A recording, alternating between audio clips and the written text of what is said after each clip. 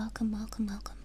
Today we are going to be reading a little bit more of Dracula. Dracula from Dracula. Yes.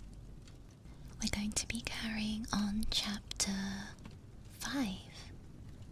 You've heard about this guy before? Perfect. Yes. He is the guy. So, here is a quick TLDR of what has happened so far. Basically, there's this guy, and he's very pale and very scary looking. He's invited Harker, the main character, into his house. Harker realizes this guy's a little bit of a creep.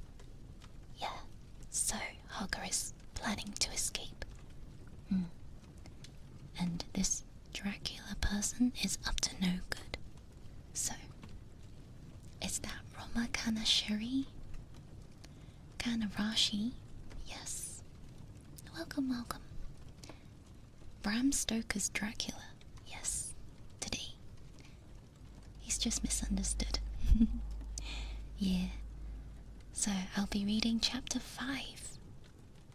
Is this a metaphor for letting Rem into your house? I am not Dracula. I am Rem. And in between the chapters we can have a little bit of a chit-chat about what has happened. Yes, if you're not asleep, that is. Alright. Rem killer. Okay, so let's get on with it. Chapter 5. Chapter V.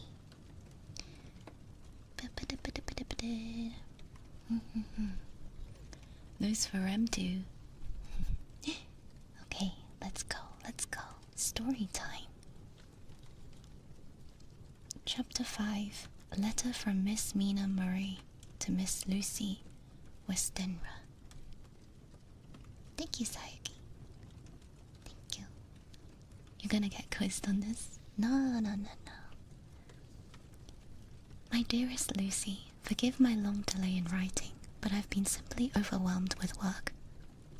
The life of an assistant school mistress is sometimes trying.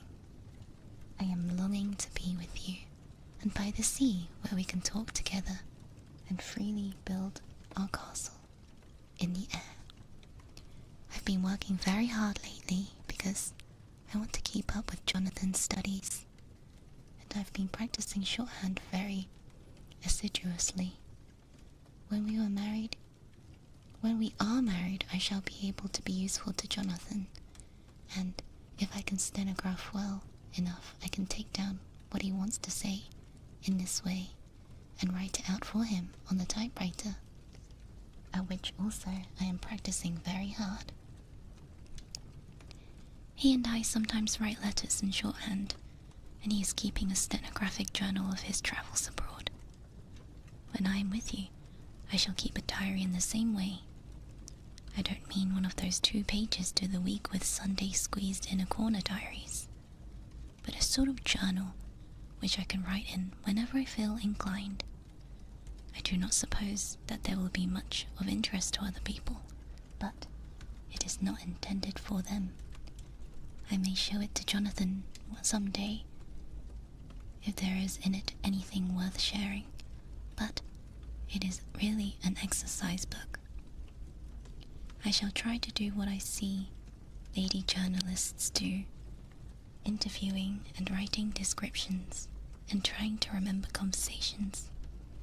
I am told that, with a little patience, one can remember all that goes on or that one hears during a day. However, we shall see. I will tell you of my little plans when we meet. I have just a few hurried lines from Jonathan from Transylvania. He is well and will be returning in about a week. I am longing to hear all his news. It must be nice to see strange countries. I wonder if Jonathan and I, shall ever see them together. There there is the 10 o'clock bell ringing. Goodbye. Your loving Mina. Tell me all the news when you write. You have not told me anything for a long time. I hear rumors, especially of a tall, handsome, curly-haired man. Letter, Lucy, Westenra to Minnie Murray. My dearest Mina, I must say you taxed me very unfairly with being a bad correspondent. I wrote to you twice since we parted, and your last letter was only your second. Besides, I have nothing to tell you. There is really nothing to interest you. Town is very pleasant just now. We go to a good deal to picture galleries and for walks and rides in the park. As to the tall, curly-haired man, I suppose it was the one who was with me at the last pop. Someone has evidently been telling tales. That Mr. Homewood. He was Mr. Homewood. He often comes to see us. He and his mamma get on very well together. They have so many things to talk about in common. We met some time ago. A man that would just do for you. If you are not already engaged to Jonathan, he's an excellent parti, being handsome, well-off, and a good birth. He's a doctor and really clever, just fancy. He is really 29. He has an immense lunatic asylum all under his care. Mr. Homewood introduced him to me. He called him here to see us, and often comes now. I think he is one of the most resolute men I ever saw, and yet the most calm. He seems absolutely imperturbable. I can fancy what a wonderful power he must have over his patients. He has a curious habit of looking one straight in the face, as if trying to read one's thoughts. He tries this on very much with me, but I flatter myself he has got a tough nut to crack. I know that from my glass. Do you ever try to read your own face? I do, and I can tell you, it is not a bad study, and it gives you more trouble than you can well fancy, if you have never tried it. He says that I afford him a curious psychological study, and I humbly think I do. I do not, as you know, take sufficient interest in dress to be able to describe new fashions. Dress is a bore. That is slang, again. But never mind. Arthur says that every day. There, it is all out. Mina, we have told all our secrets to each other since we were children. We have slept together and eaten together, and laughed and cried together. And now, though I have spoken, I'd like to speak more. Oh, Mina, couldn't you guess? I love him. I am blushing as I write, for although I think he loves me, he has not told me so in words. But, oh, Mina, I love him. I love him. I love him. There, that does me good. I wish I were there with you, dear, sitting by the fire undressing as we used to sit, and I will try to tell you what I feel. I do not know how I am writing this even to you. I am afraid to stop, or should I tear up the letter? And I don't want to stop, for I do so want to tell you all. Let me hear from you at once. Tell me that you think about it, Mina. I must stop. Good night. Bless me in your prayers, and Mina, pray for my happiness. P.S. I need not tell you this secret. Good night again. Lucy L. Letter Lucy Westenra to Mina Murray. My dearest Mina, thanks and thanks and thanks again for your sweet letter. It was so nice to be able to tell you and to have your sympathy. My dear, it never rains, but it pours. How true the old proverbs are. Here I am, who shall be 20 in September, and yet I never had a proposal till today. Not a real proposal. And today I've had 3. Just fancy. 3 proposals in one day. Isn't it awful? I feel sorry, really and truly sorry, for 2 of the poor fellows. Oh, Mina, I am so happy that I don't know what to do with myself. And 3 proposals. But goodness sake, don't tell any of the girls, or they'll be getting all sorts of extravagant ideas and imagining themselves injured and slighted if, in the very first day at home, they did not get 6 at least. Some girls are so vain. You and I, Mina dear, who are engaged and are going to settle down soon, soberly into an old married woman, can despise vanity. Well, I must tell you about the 3, but you must keep it a secret, dear, from everyone, except, of course, Jonathan. You will tell him, because I would, if I were in your place, certainly tell Arthur. A woman ought to tell her husband everything, don't you think, dear? And I must be fair. Men like women, certainly, their wives, to be quite as fair as they are. And women, I am afraid, are not always quite as fair as they should be. Well, my dear, number 1 just came before lunch. I told you of him, Dr. John Seward, the lunatic asylum man, with a strong jaw and a good forehead. He was very cool outwardly, but was nervous all the time. He had evidently been schooling himself to all sorts of little things, and remembered them.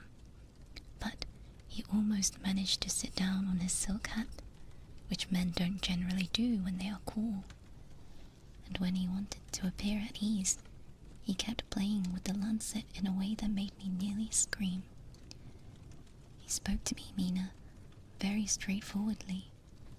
He told me how dear I was to him, though he had known me so little, and what his life would be with me to help and cheer him. He was going to tell me how unhappy he would be if I did not care for him, but when he saw me cry, he said that he was a brute and would not add to my present trouble. Then he broke off and asked if I would love him in time. And when I shook my head, his hands trembled, and then, with some hesitation, he asked if I cared already for anyone else. He put it very nicely, saying that he did not want to wring my confidence from me, but only to know, because if a woman's heart was free, a man might have hope. And then, Mina, I felt a sort of duty to tell him that there was someone. I only told him that much. Then he stood up.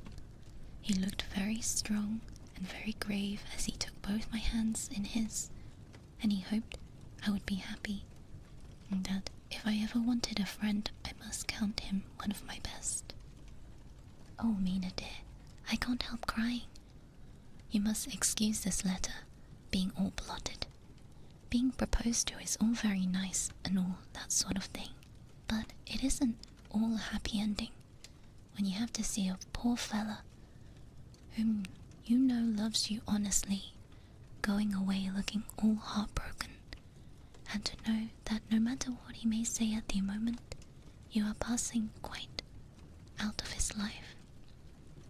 My dear, I must stop here at present. I feel so miserable, though I am so happy. Evening. Arthur has just gone, and I feel in better spirits than when I left, so I can keep going on and tell you about the day. Well, my dear, number 2 came after lunch. He is such a nice fella. An American from Texas. He looks very young and so fresh that it seems almost impossible that he has been to so many places and has had such adventures. I sympathize with poor Desdemona when she had such dangerous stream poured into her ear. Even by a black man, I suppose that we women are such cowards that we think a man will save us from bears, and will marry him. I know now what I would do if I were a man and wanted to make a girl love me. No, I don't. For there was Mr. Morris telling us his stories, and Arthur never told any of that, and yet, my dear, I am somewhat previous. Mr. Quincy P. Morris found me alone. It seemed that a man always does find a girl alone. No, he doesn't. For Arthur tried twice to make chance, and I am helping him all I could. I am not ashamed to say it now. I must tell you beforehand that Mr. Morris doesn't always speak slang. That is to say, he never does so to strangers, or before them, for he is really well educated and has exquisite manners. But he found out that it amused me to hear him talking American slang, and whenever I was present, there was no one to be shocked. He said such funny things. I am afraid, my dear, he has to invent it all, for it all fits exactly into whatever else he has to say. But this is a way slang has. I do not know myself if I shall ever speak slang. I do not know if Arthur likes it, as I've never heard him use any yet. Well, Mr. Morris sat down beside me and looked very happy and jolly as he could, but I could see all the same he was very nervous. He took my hand in his and said ever so sweetly, "Miss Lucy, I know I ain't good enough to regulate the fixins of your little shoe, but I guess if you wait you find a man that is you, we'll go join with him with the 7 young women with the lamps when you quit. Won't you just hitch up to alongside of me and let go down the long road together, driving in double harness?" Well, he did look so good-humoured and so jolly that it didn't seem half so hard to refuse him as it did poor Dr. Seward. So I said, as slightly as I could, that I did not know anything of hitching and that I wasn't broken to harness at all yet. Then he said he had spoken in a light manner, and he hoped that if he had made a mistake in doing so, on so grave, so momentous an occasion for him, I would forgive him. He really did look serious when he was saying it, and I couldn't help feel a little serious too. I know, Mina. You'll think me a horrid flirt, though I couldn't help feeling a sort of exultation that he was number 2 in one day.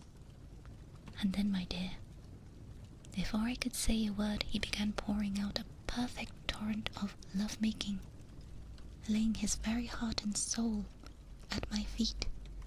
He looked so earnest over it that I shall never think again that a man must be playful always, and never earnest, because he is merry at times.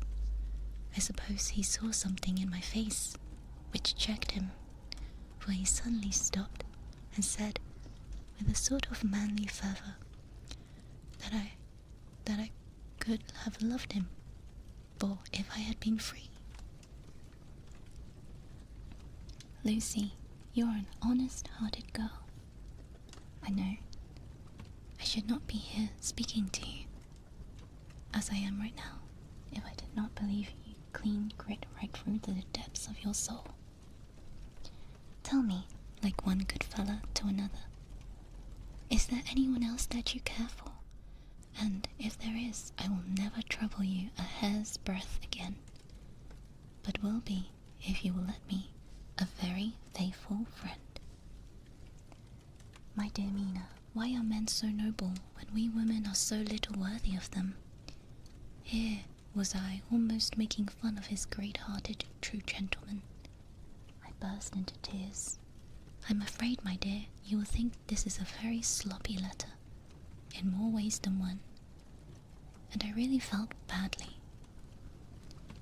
Why can't they let a girl marry 3 men, or as many as I want her, and save all this trouble?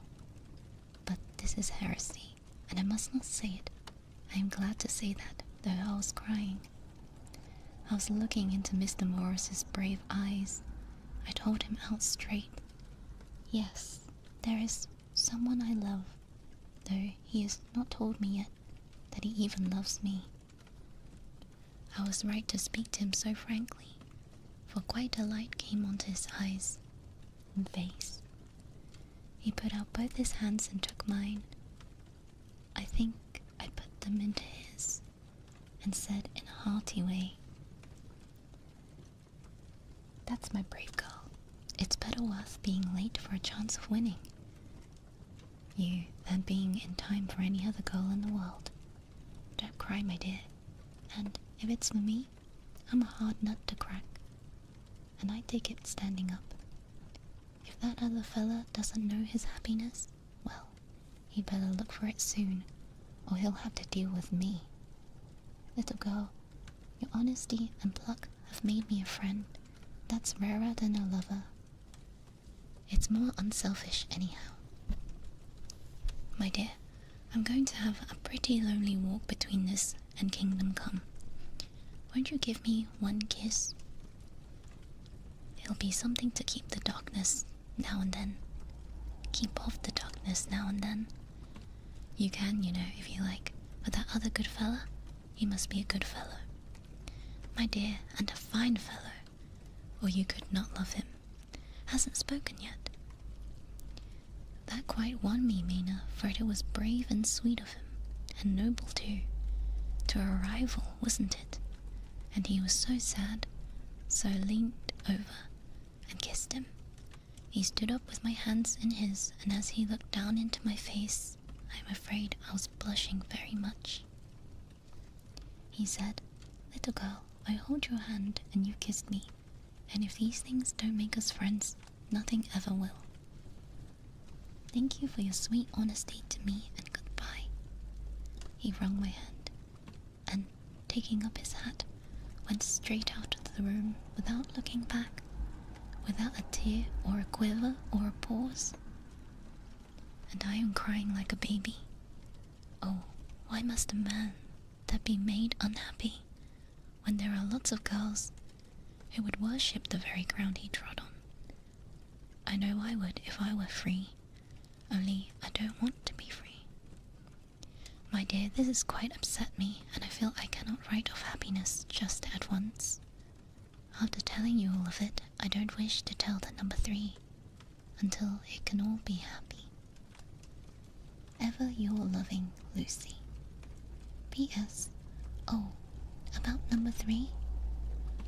I didn't tell you of number 3, need I? Besides, he was all so confused. It seemed only a moment from his coming into the room till both of his arms were round me, and he was kissing me. I am very, very happy. I don't know what I've done to deserve it. I must only try in the future to show that I am not ungrateful to God for all his goodness to me, in sending to me such a lover, such a husband, and such a friend. Goodbye. Dr.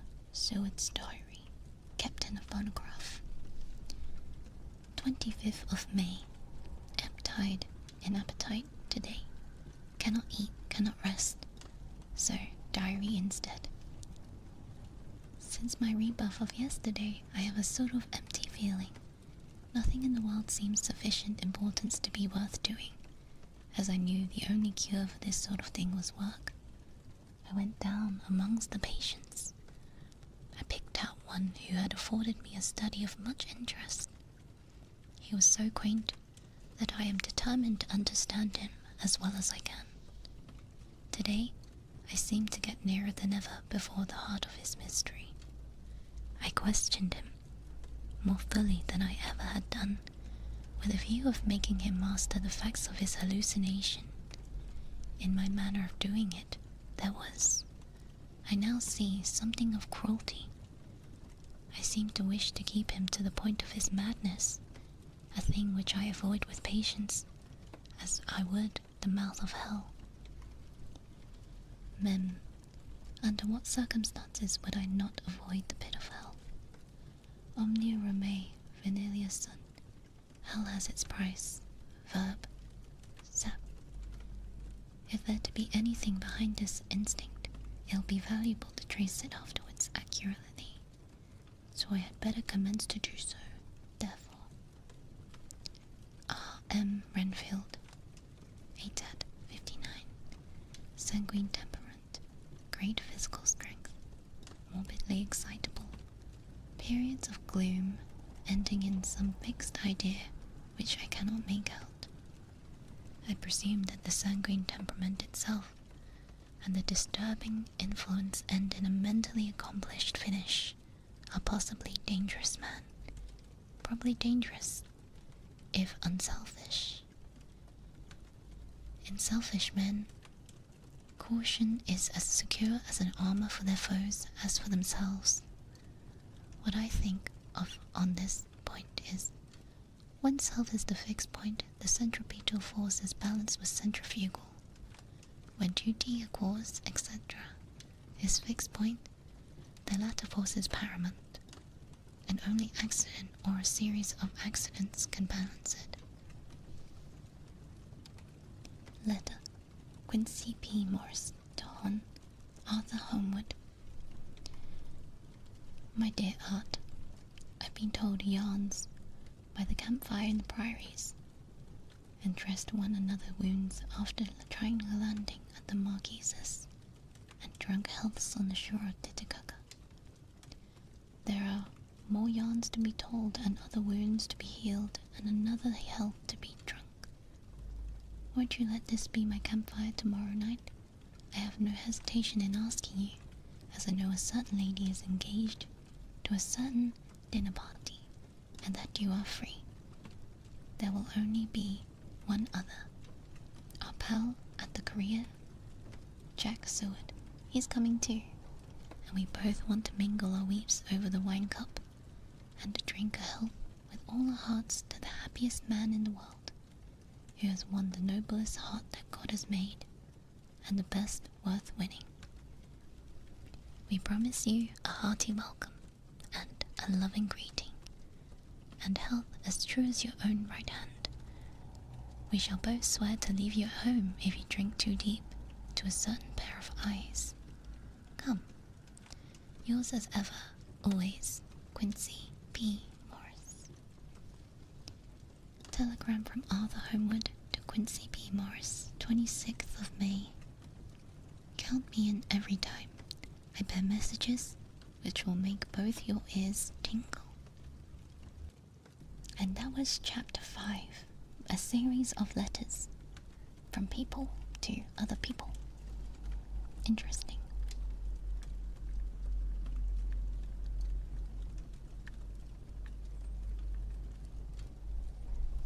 I drink water now.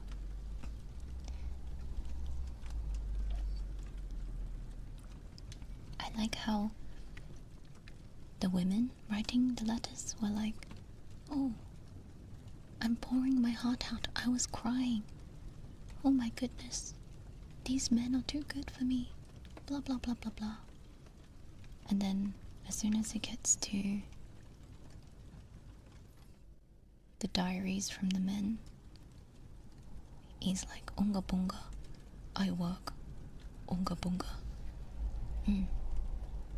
That one girl enjoyed having nice suitors.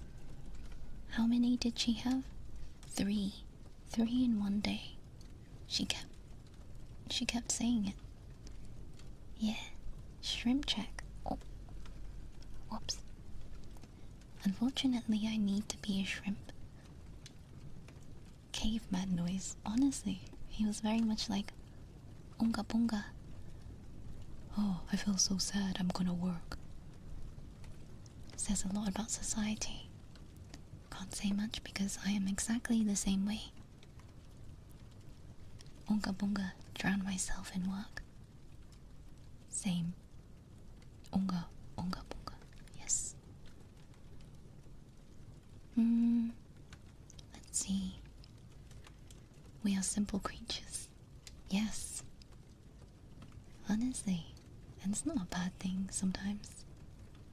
Definitely, I will say the women wrote a lot. A lot of ink was used. Guess we're going in between everyone's journals now. I guess the main guy, Harker, the guy that's actually stuck at Mr. Dracula's place, he's just chilling. Let's be real, if most people got proposed to 3 times in a day, they'd also be talking a lot about it. That is something to talk about, honestly. Boast about.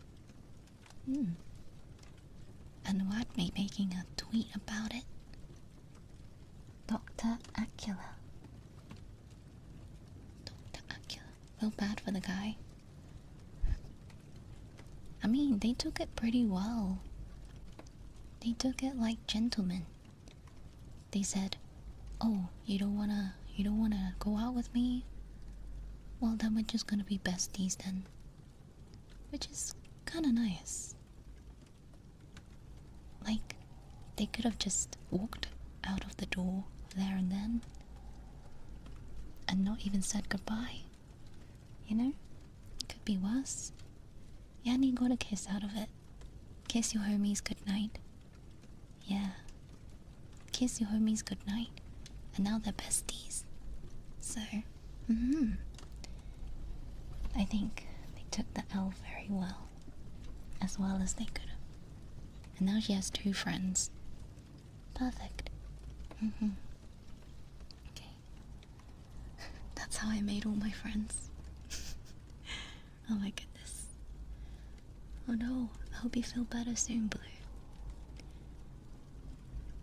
Gentle clap for being gentlemen about it. Took the L, turned it into W. Whoa, whoa, whoa, whoa, whoa. Whoa, whoa, whoa, whoa, whoa. Okay, are we ready for chapter 6? Mina Murray's journal. Whoa, whoa, whoa, whoa, whoa. 24th of July, Whitby. Lucy met me at the station, looking sweeter and lovelier than ever.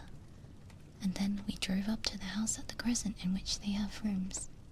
This is a lovely place. The little river, the Esk, runs through a deep valley, which broadens out as it comes near the harbour. A great viaduct runs across with high piers, through which the view seems somehow further away than it really is. The valley is beautifully green, and it is so steep that when you are on the high land on either side, you look right across it, unless you are near enough to see down. The houses of the old town, the side away from us, are all red roofed and seem piled up one over another, anyhow, like the pictures we see of Nuremberg. Right over the town is the ruined Whitby Abbey, which was sacked by the Danes, which is the scene of part of Marmion, where the girl was built up in the wall. It is the most noble ruin of immense size, and full of beautiful and romantic bits. There is a legend that a white lady is seen in one of the windows. Between it and the town there is another church, the parish one, round which is a big graveyard, all full of tombstones. This is to my mind the nicest spot in Whitby, for it lies right over the town and has a full view of the harbour, all the way up to the bay, where the headland called Kettleness stretches out into the sea. It descends so steeply over the harbour that part of the bank has fallen away, and some of the graves have been destroyed. In one place, part of the stonework of the graves stretches out over the sandy pathway far below. There are walks, with seats beside them, through the churchyard, and people go and sit there all day long looking at the beautiful view and enjoying the breeze. I shall come and sit here very often myself and work. Indeed, I am writing now, with my book on my knee, listening to the talk of 3 old men who are sitting beside me. They seem to do nothing all day but to sit here and talk. The harbour lies below me, with, on the far side, one long granite wall, stretching out into the sea, with a curve outwards at the end of it, in the middle of which is a lighthouse. A heavy sea wall runs alongside of it. On the near side, the sea wall makes an elbow crooked, inversely, end too has a lighthouse.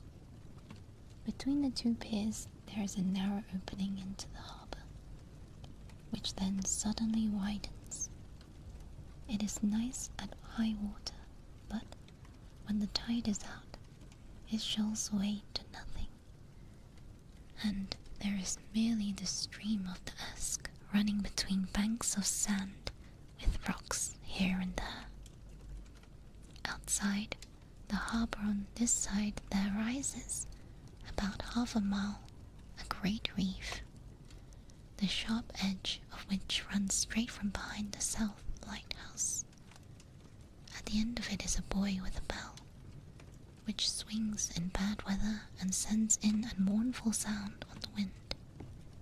They have a legend here that when a ship is lost, bells are heard out at sea.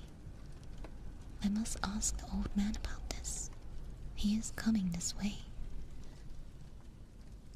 He is a funny old man. He must be awfully old, for his face is all gnarled and twisted like the bark of a tree. He tells me he is nearly 100, and that he was a sailor in the Greenland fishing fleet when Waterloo was fought. He is, I am afraid, a very sceptical person. When I asked him about the bells at sea and the white lady at the abbey, he said very brusquely, "I wouldn't fash mussel about the mists. Them things be all wore out. Mind, I don't say that they never was, but I do say that they wasn't in my time. They be very well for comers and trippers, and like, but not for a nice young lady like you.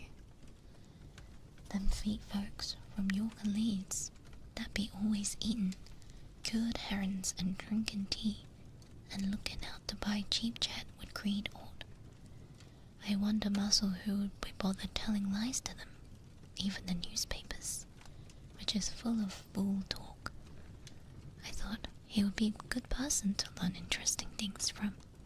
So I asked him if he would mind telling me something about the whale fishing in the old days.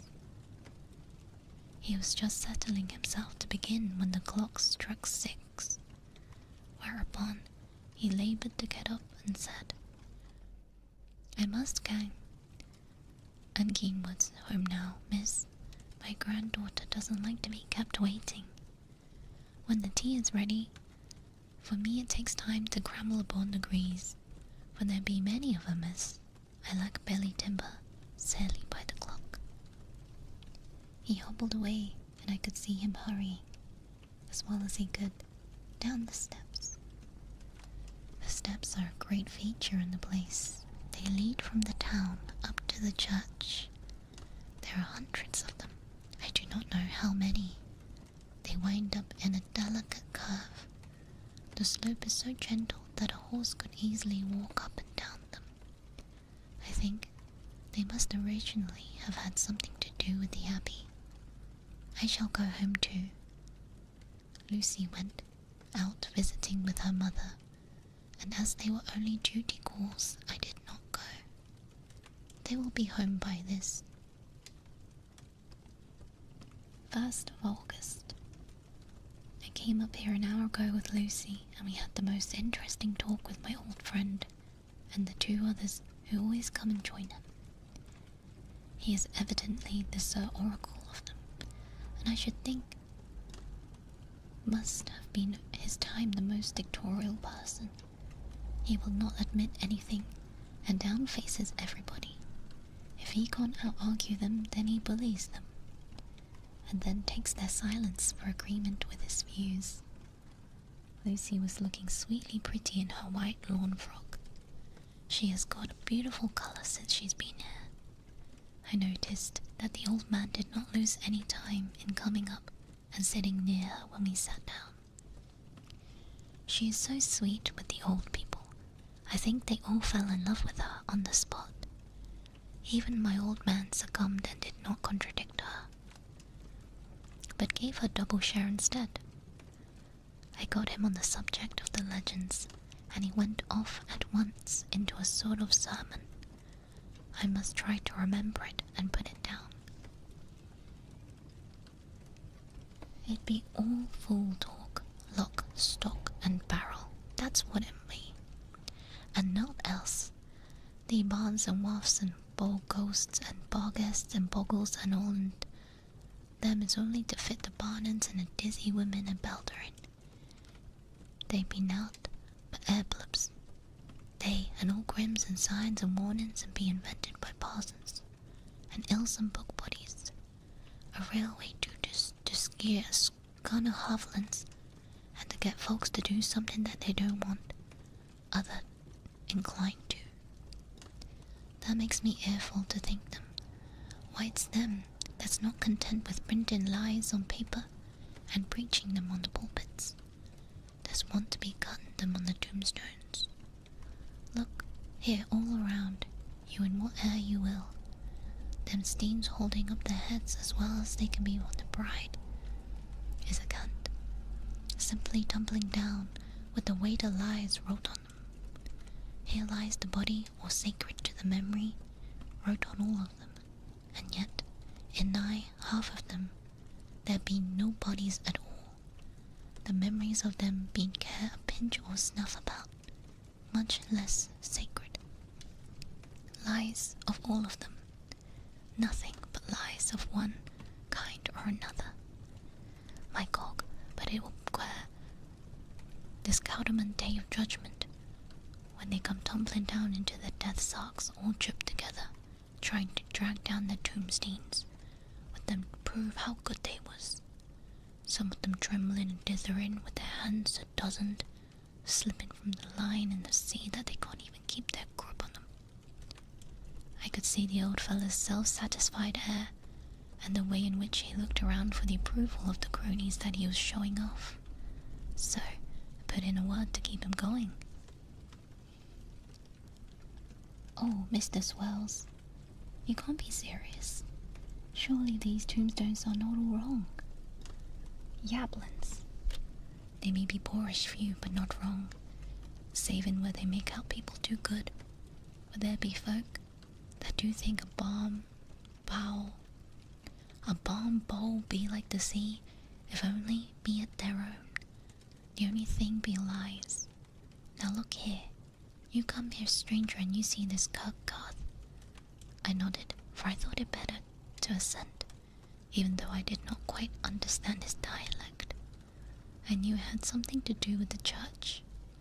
He went on, and you concede all these steens be boon folk that happened here, snod as snog? I assented again. Then that would be just where the lie comes in. Why, there be scores of these lay beds that be tomb as all duns, buck a box on Friday night.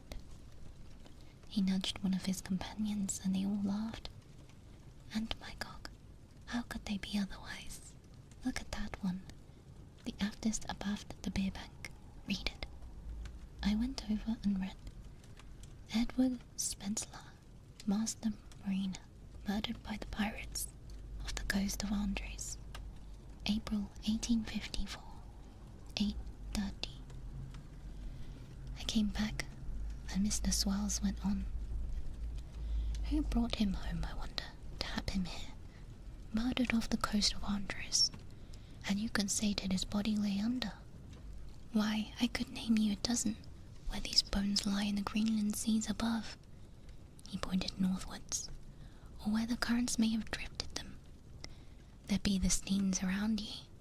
You can, with your young eyes, read the small print of the lies from here. This Braithwaite Lowry, I know his father, lost in the lively of Greenland in 20, or Andrew Woodhouse, drowned in the same seas, 1777, or John Paxton, drowned off Cape Farewell a year later, or old John Rawlings, whose grandfather sailed with me, drowned in the Gulf of Finland in 50. Do you think about all these men who'll make a rush to Whitby when the trumpet sounds? I have me antherems about it. I tell ye, when they got here they'd be jommelin' and jostling one another that way, and that it'd be a fight up the ice in the old days, when we'd be at one another from daylight till dark, and trying to tie up our cuts by the light of the aurora borealis. This was evidently local pleasantry, for the old man cackled over it, and his cronies joined in with gusto.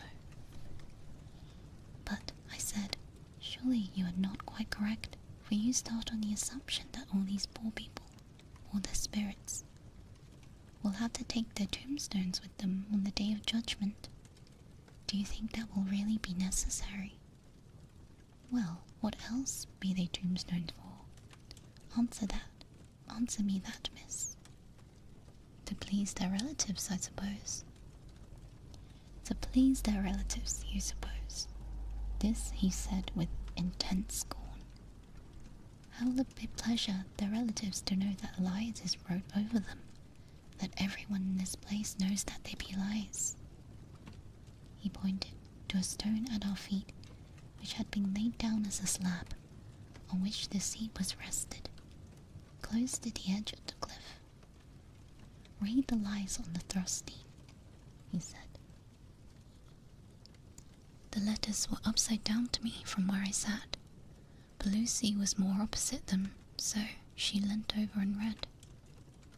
Sacred to the memory of George Cannon, who died in the hope of glorious resurrection on July 29, 1873, falling from the rocks at Kettleness. This tomb was erected by his sorrowing mother to her dearly beloved son. He was the only son of his mother, and she was a widow.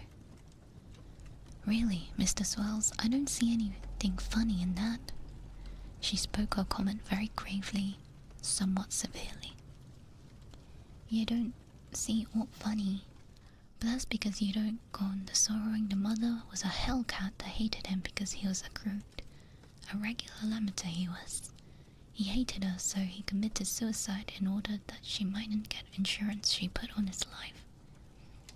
He blew nigh the top of his head with an old musket they had for scaring the crows with. 'Twarn't for crows then, but it brought the clegs and the dopes to him. That's the way he fell off the rocks. And, as to hopes of a glorious resurrection, I've often heard people say, Mazel, that he hoped to go to hell, for his mother was so pious that she'd be sure to go to heaven, and he didn't want to addle where she was. Now, isn't that Steen at any rate? He hammered with his stick as he spoke. A pack of lies.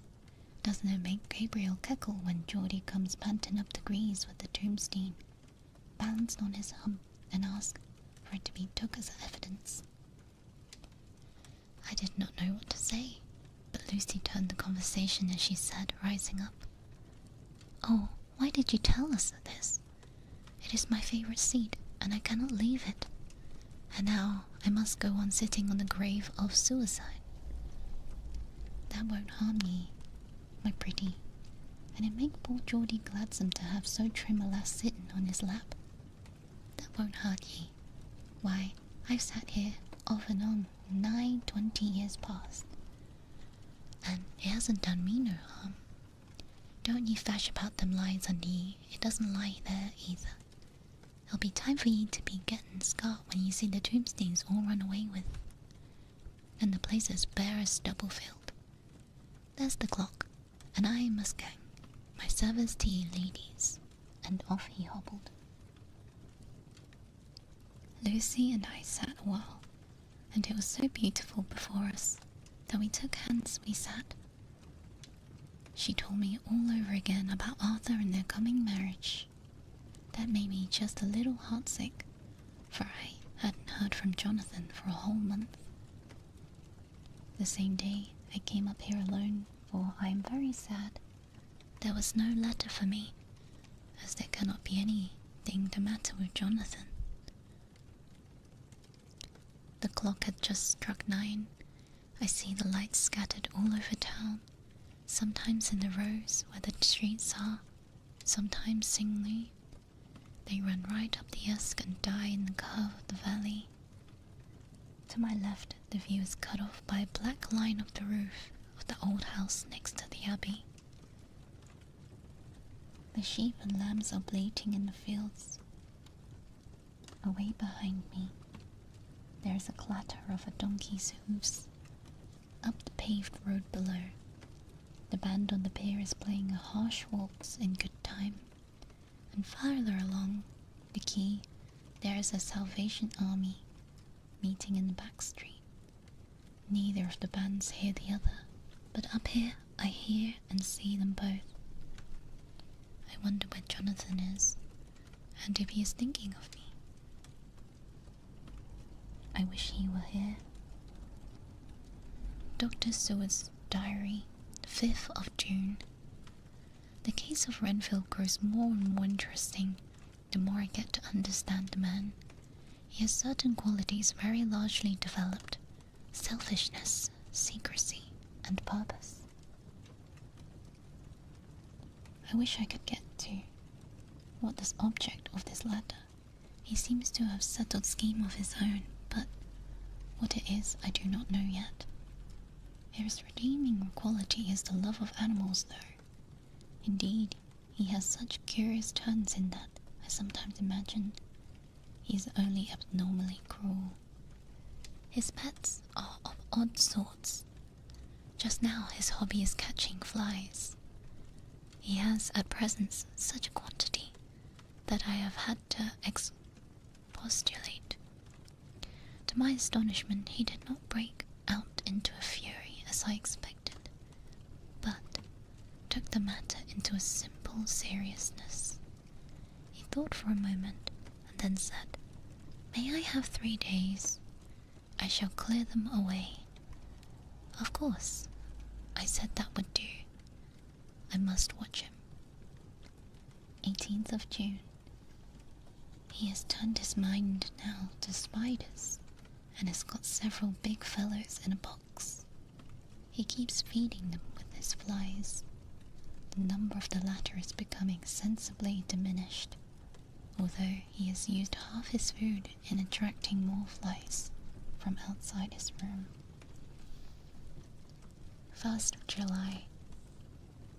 His spiders are now becoming a great nuisance, as his flies, and today I told him that he must get rid of them. He looked very sad at this, so I said that he must clear out some of them at all events. He cheerfully escaped at this, and I gave him the same time as before for reduction. He disgusted me much while with him, for when a horrid blowfly bloated with some carrion food buzzed into the room, he caught it, held it exultantly for a few moments between his finger and thumb, before I knew that he was going to do, put it in his mouth and ate it. I scolded him for it, but he argued quietly that it was very good and very wholesome, that it was a life, strong life, and gave life to him. This gave me an idea, or the rudiment of one. I must watch how he gets rid of his spiders. He has evidently some deep problem in his mind, for he keeps a little notebook in which he is always jotting something. Whole pages of it are filled with the masses of figures, generally single numbers, added up in batches, and then the totals added in batches again, as though he was focusing some account, as the auditors put it. 8th of July. There is a method in his madness. The rudimentary idea in my mind is growing. It'll be a whole idea soon. And then, oh, unconscious cerebration. You will give the wall to your conscious brother. I kept away from my friend for a few days, so that I might notice if there had been any change. Things remain as they were, except that he has parted with some of his pets and got a new one. He's managed to get a sparrow, and has already partially tamed it. His means of taming is simple, for already the spiders have diminished. Those that do remain, however, are well fed, or he still brings in the flies by tempting gifting them with his food. 19th of July. We are progressing. My friend has now a whole colony of sparrows. His flies and spiders are almost obliterated. When I came in, he ran to me and said he wanted to ask me a great favor. A very, very great favor.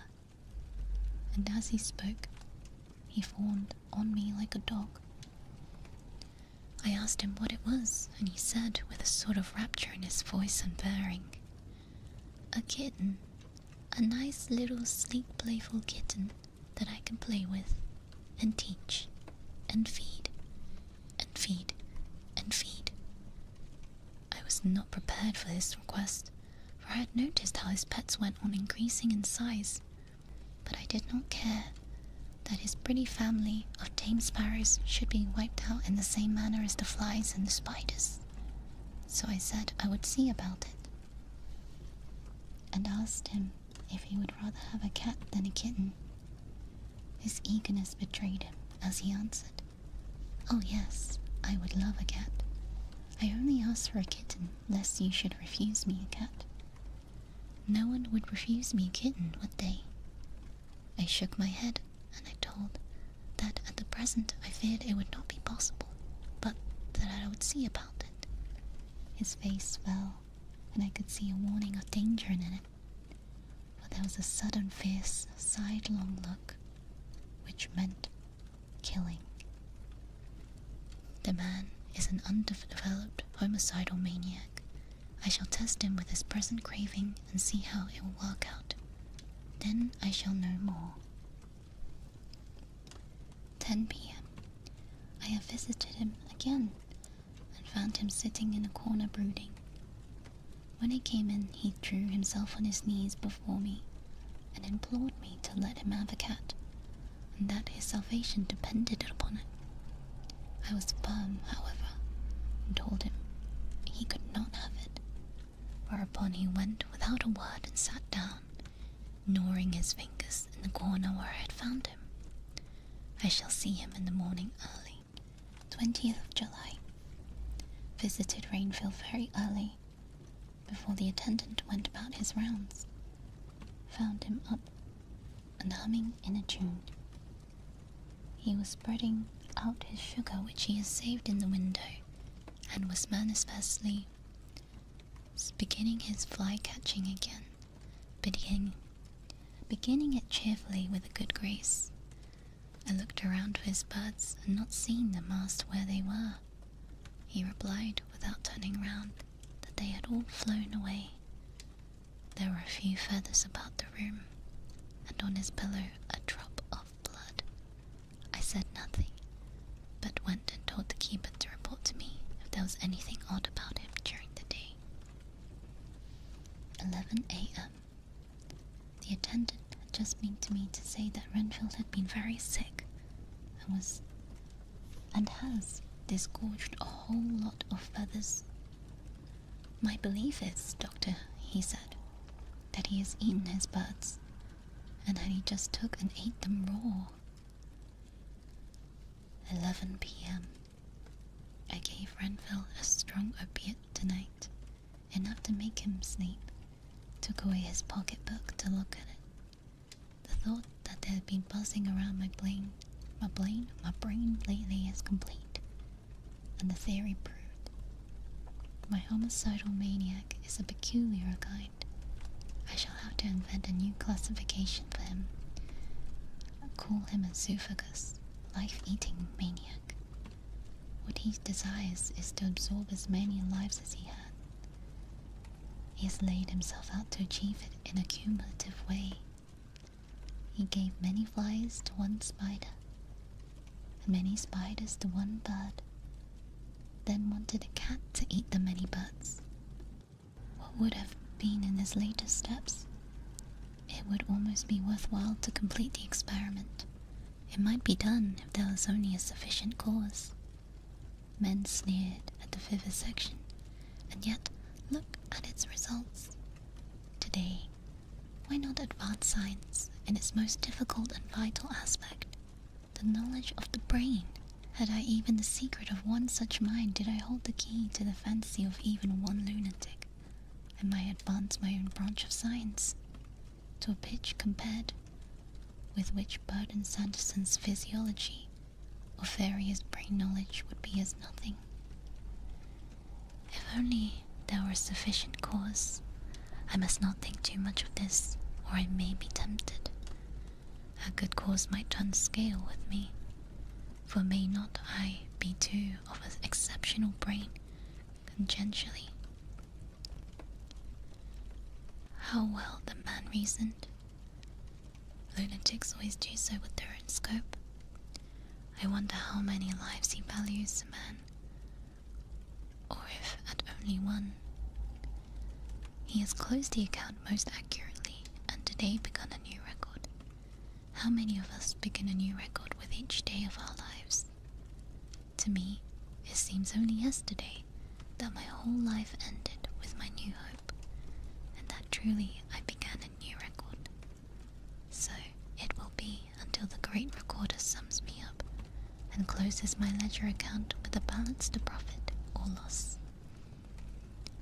Oh, Lucy, Lucy, I cannot be angry with you, nor can I be angry with my friend whose happiness is yours.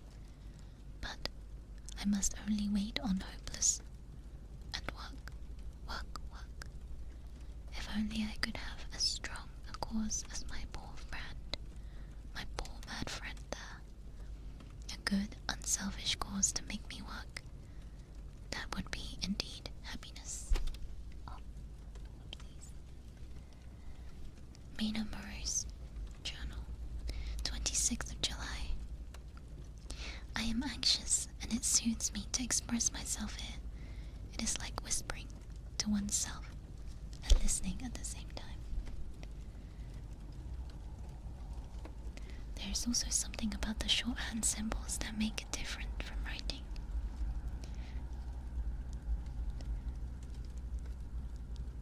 I am unhappy about Lucy and about Jonathan. I had not heard from Jonathan for some time, and I was very concerned. But yesterday, dear Hawkins, who is always so kind, sent me a letter from him. I had written asking if he had heard, and he said the enclosed had just been received.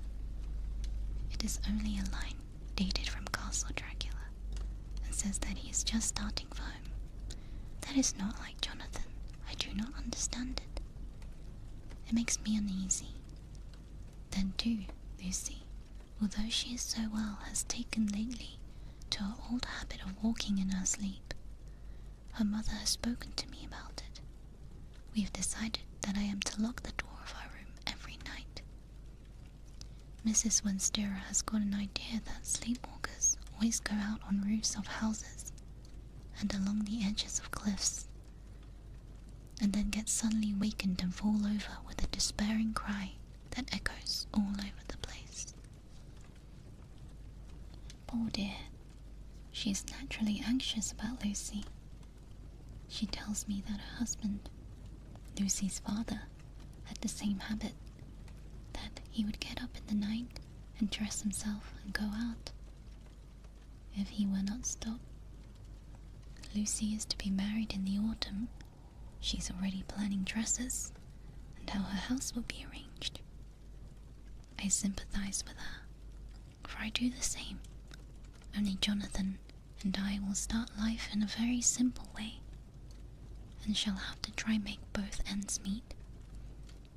Mr. Homewood, he is Don Arthur Homewood, only son of Lord Godalming, is coming up here very shortly as soon as he can leave town, for his father is not very well.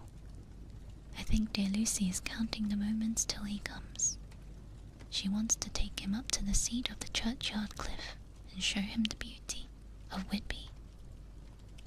I dare say it is the waiting which disturbs her. She'll be all right when he arrives. 27th of July.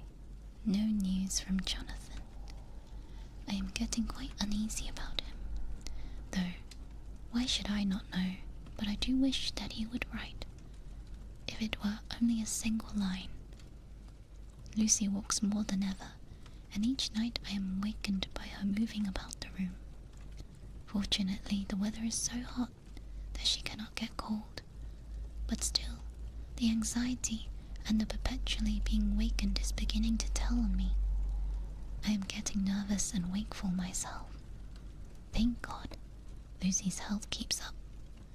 Mr. Homewood has been suddenly called to ring to see his father, who has been taken seriously ill. Lucy frets at the postponement of seeing him, but it does not touch her looks. She is a trifle stouter, and her cheeks are a lovely rose pink. She has lost that anemic look which she had. I pray that it will last. 3rd of August. Another week has gone and no news from Jonathan, not even to Mr. Hawkins, from whom I have heard. Oh, I do hope he is not ill. He surely would have written. I look at the last letter of his, but somehow it does not satisfy me. It does not read like him, and yet it is his writing. There is no mistake of that. Lucy has not walked much in her sleep the last week, but there is an odd concentration about her which I do not understand. Even in her sleep she seems to be watching me. She tries the door, finding it locked, goes about the room searching for a key. 6th of August. Another 3 days and no news. This suspense is getting dreadful.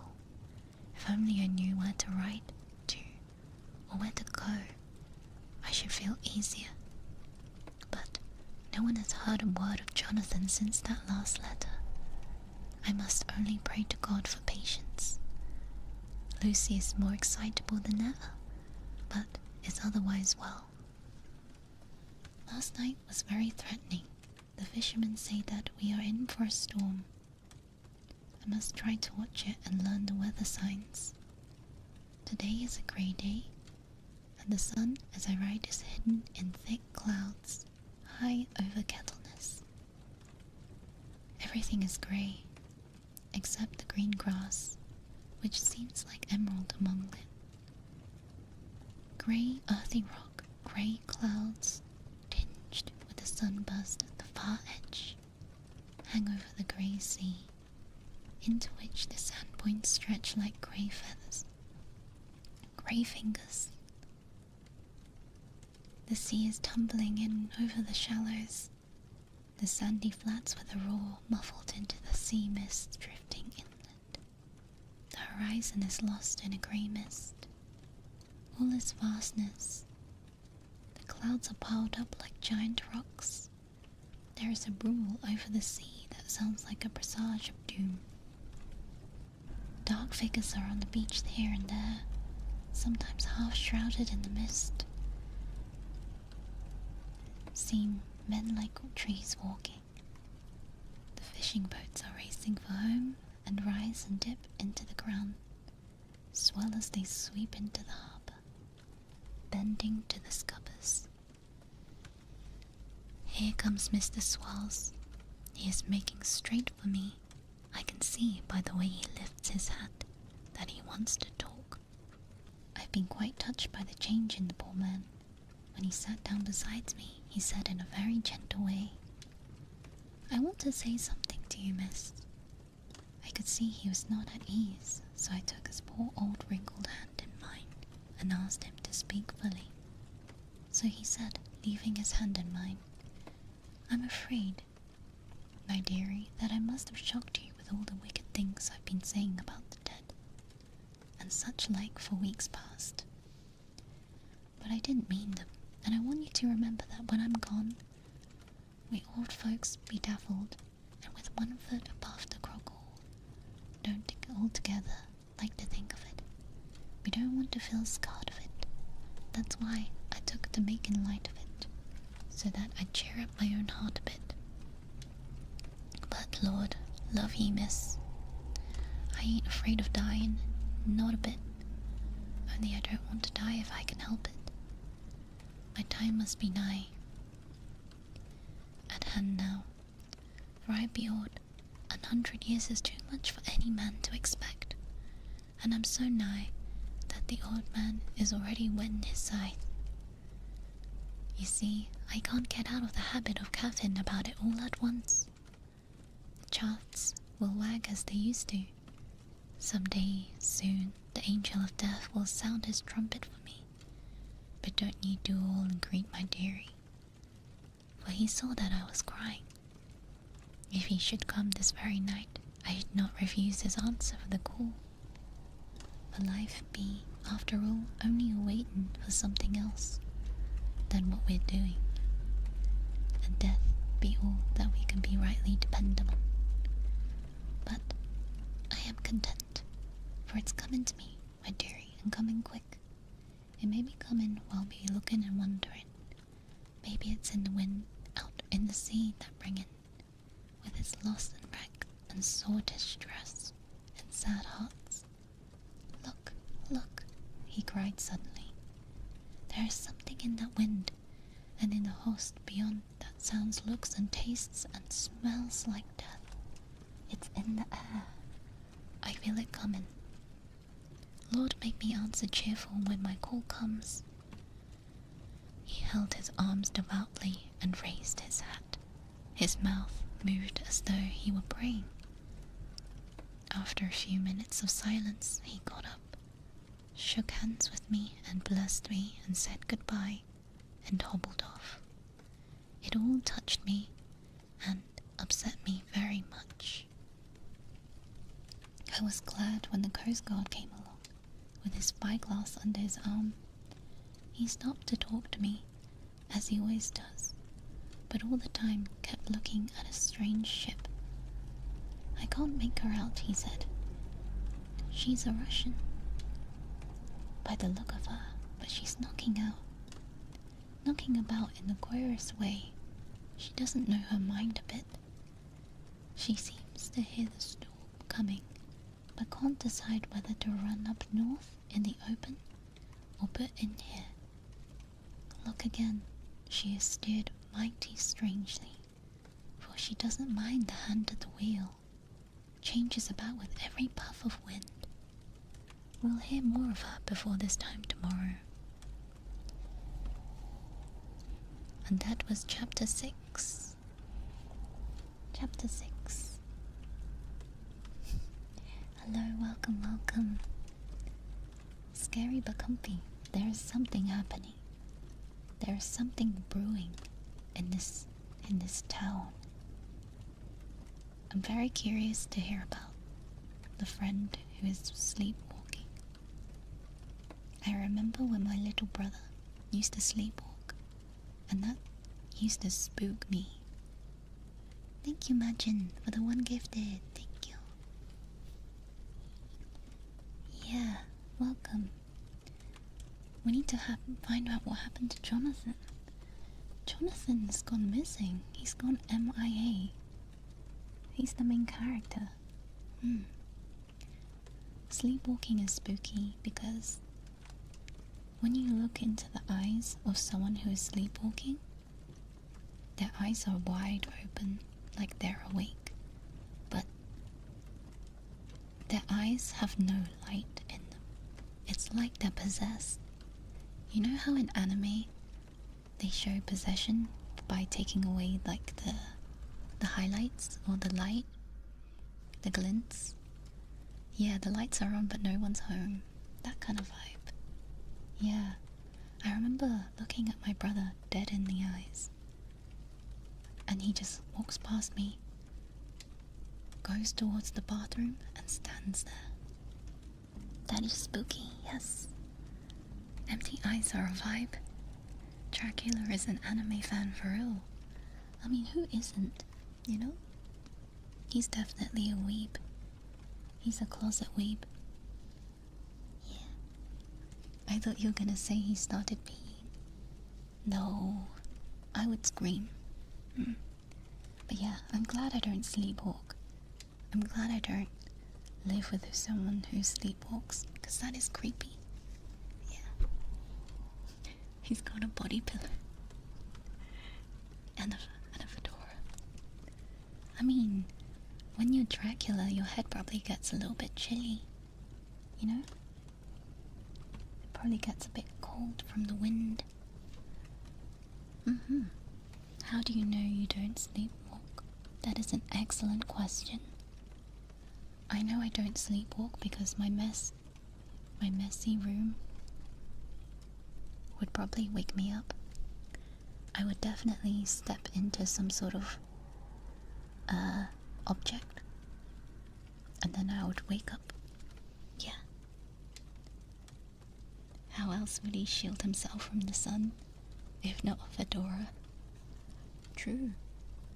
You know, your scalp can get sunburned. Chapter 7, Cutting from the Daily Graph, 8th of August. Breathe. This is not Jonathan, unfortunately.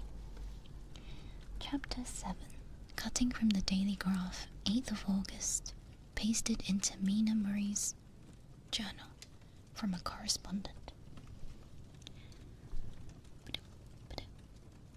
One of the greatest and sunniest storms on record has just been experienced here, with results both strange and unique. The weather had been somewhat sultry, but not to any degree uncommon in the month of August.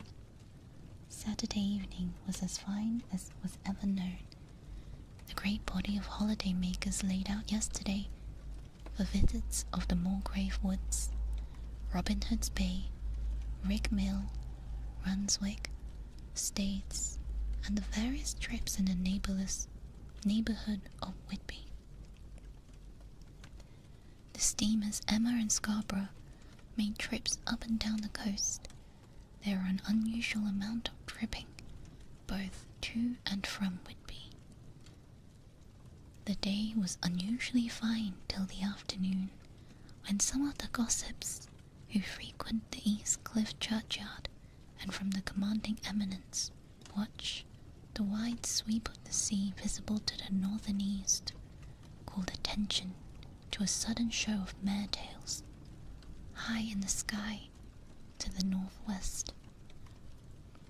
The wind was blowing from southwest to a mild degree, which is barometrical language, ranked number 2, light breeze. The Coast Guard on duty at once made report, and one old fisherman, who for more than half a century has kept watch on the weather signs from the East Cliff, foretold in an emphatic manner that the coming of the storm. The approach of the sunset was so beautiful, so grand in its masses of the splendidly coloured clouds, that there was quite an assemblage on the walk along the cliff and the old churchyard to enjoy the beauty.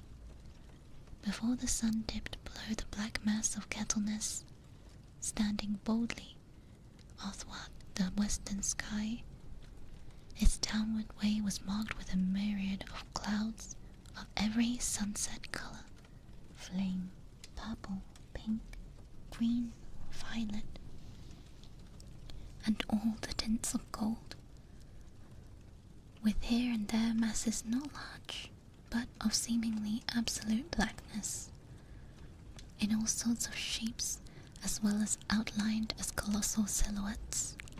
The experience was not lost on the painters, and doubtless some of the sketches of the prelude to the great storm will grace the R.A. and R.I. walls in May next. More than one captain made up his mind, there and then, and there that his cobble or his mule, as they termed the different classes of boats, would remain in the harbour till the storm passed.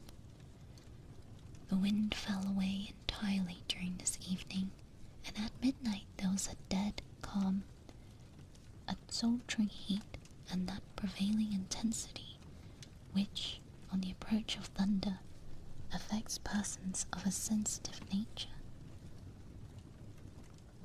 There were but a few lights in sight at sea, for even coasting steamers,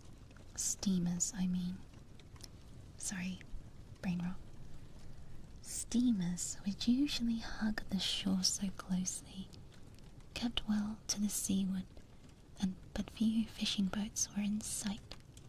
The only sail noticeable was a foreign schooner, with all its sails set, which was seemingly going westwards.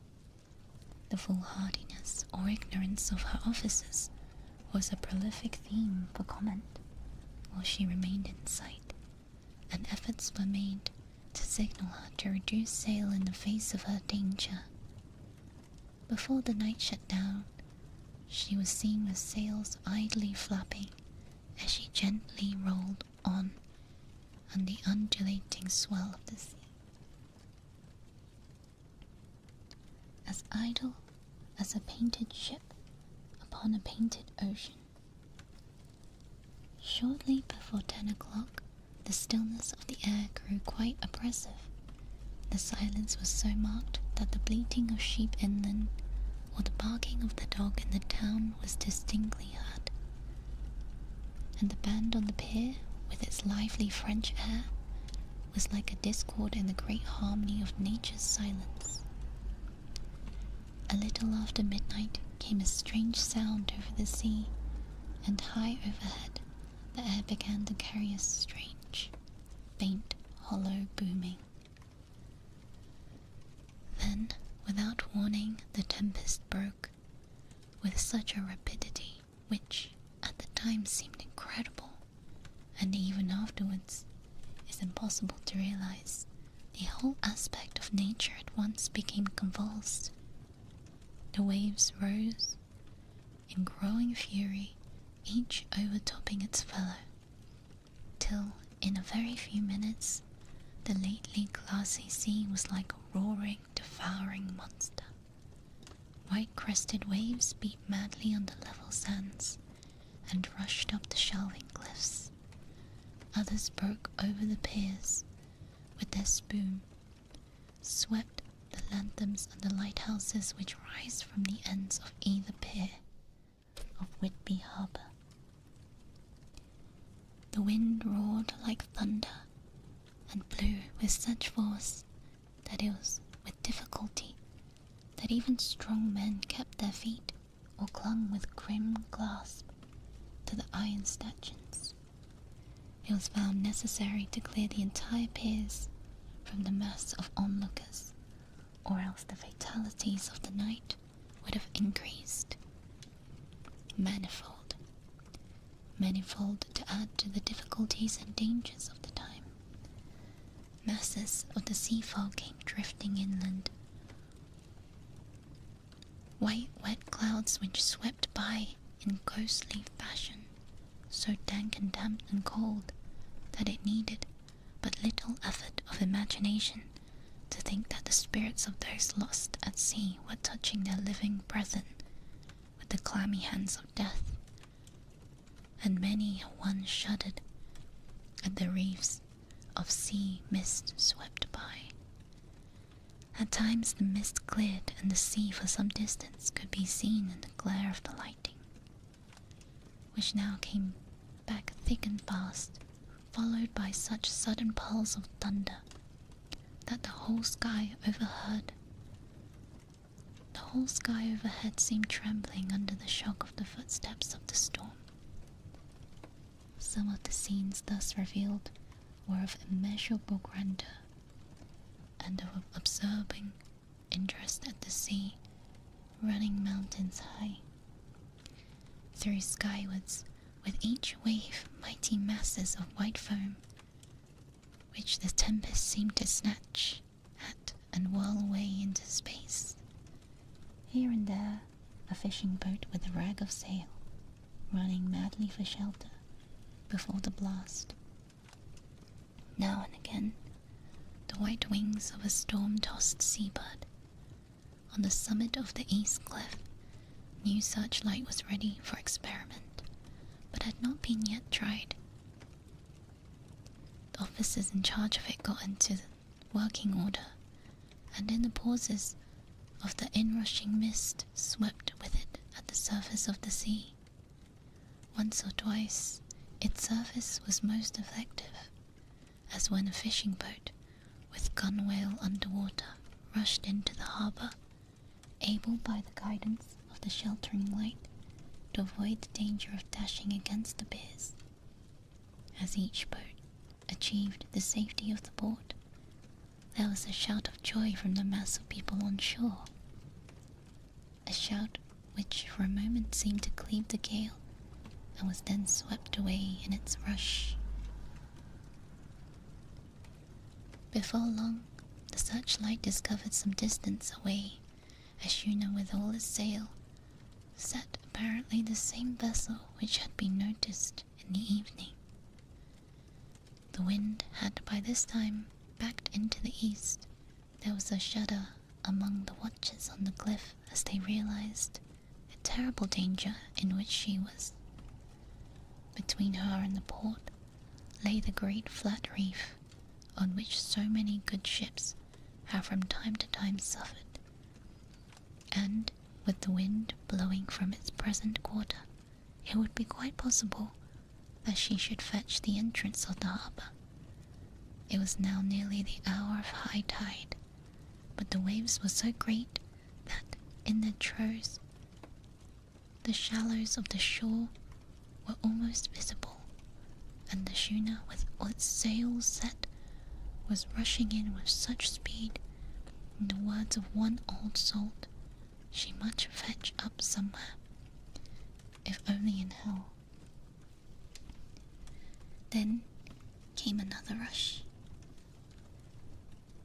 of sea fog greater than any, a mass of dank mist which seemed to close it on all things like a grey pall, and leave available to the men only the organ of hearing.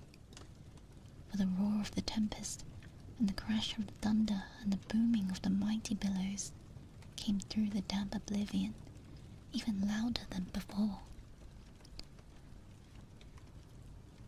The rays of the searchlight were kept fixed on the harbour mouth across the east pier, where the shock was expected. The men waited breathless. The wind suddenly shifted to the northeast, and the remnant of the sea fog melted into the blast, and then Mirabelle Dictu, between the piers, leaping from wave to wave as it rushed at headlong speed, swept the strange schooner before the blast with all its sails set, and gained the safety of the harbour. The searchlight followed her, and a shudder ran through all who saw her. For lashed to the helm was a corpse, with drooping head, which swung horribly to and fro at each motion of the ship. No other form could be seen on the deck at all. A great awe came as they realized that the ship, as if by miracle, had found the harbour unsteered, saved by the hand of a dead man. However, all took place more quickly than it takes to write these words. The schooner paused not, but rushed across the harbour, pitched herself on that accumulation of sand and gravel, washed by many tides and many storms into the southeast corner of the pier, jutting under the east cliff, known locally as Tate Hill Pier. There was, of course, a considerable concussion as the vessel drove up the sand heap. Every spar, rope, and stay was strained, and some of the top hammer came crashing down. But strangest of all, the very instant the shore was touched, an immense dog sprang upon its deck from below, as if shot by the concussion, running forward, jumped from the bow onto the sand, making straight for the steep cliff where the churchyard hangs over the laneway to the east pier, so steeply that some of the flat tombstones, thrustines, or through-stones as they call them in the Whitby vernacular, actually project over where the sustaining cliff has fallen away. It disappeared into the darkness, which seemed intensified just beyond the focus of the searchlight. It so happened that there was no one at the moment on Tate Hill Pier. A as all those whose houses are in close proximity were either in bed or were out on the heights above. Thus the Coast Guard on duty on the eastern side of the harbour, who at once ran down to the little pier, was the first to climb on board. The men working on the searchlight, after scouring the entrance of the harbour without seeing anything, then turned the light onto the derelict and kept it there. The Coast Guard ran aft, and when he came beside the wheel, then turned the light on, bent over to examine it, and recoiled at once, as though under some sudden motion. This seemed to pique general curiosity, and quite a number of people began to run. It is a good way round from the west cliff by the drawbridge to Tate Hill Pier, but your correspondent is a fairly good runner, and came well ahead of the crowd. When I arrived, however, I found already assembled on a pier a crowd, whom the Coast Guard and police refused to allow to come on board. By the courtesy of the chief boatman, I was, as your correspondent, permitted to climb onto the deck, and was one of a small group who saw the dead seaman while actually lashed to the wheel. It was no wonder that the Coast Guard was surprised, or even awed, for not often can such a sight have been seen. The man was simply fastened by his hands, tied one over another, to the spoke of the wheel. Between the inner hand and the wood was a crucifix, the set of beads on which was fastened being around both wrists and wheel, and all kept fast by the binding cords. The poor fellow must have been seated at the time, but the flapping and buffeting of the sails had worked through the rudder of the wheel and dragged him to and fro.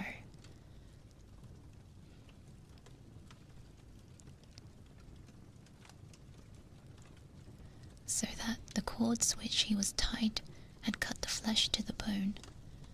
Accurate note was made of the state of things, and the doctor, Surgeon J.M. Caffeine of 33 East Elliot Place, who came immediately after me, declared, after making examination, that the man must have been dead for quite 2 days.